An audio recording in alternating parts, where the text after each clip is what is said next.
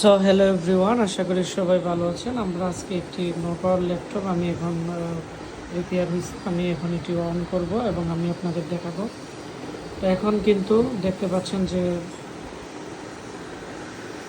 DC power supply rating আছে। আমরা এখন সব লাইন লাগানো হয়েছে। আমি এখন পাওয়ার বাটন প্রেস করব। তো পাওয়ার বাটন প্রেস করার পরে এখানে রিপেয়ার লোড নিচ্ছে আর এখানে ডিসপ্লে চলে আসছে। তো তারপরে আমরা দেখব যে আর কোনো প্রবলেম আছে কি না। কিবোর্ডের নাম লক আসতেছে না, তার মানে হচ্ছে কিবোর্ডে ইউএসবি হয়তো ডাটা সিগন্যাল আইসি বা 5 ভোল্টেজ মিস আছে কি না আমরা আবার দেখব। যেহেতু ল্যাপটপ ঠিক হয়ে গেছে, বাকিটা আমরা দেখব, তারপর আমরা ফিটিং করে দিয়ে দিব। আমাদের ঠিকানা ব্রাহ্মণবাড়িয়া পীরবাড়ি পুলিশ লাইনের সামনে আমাদের দোকান।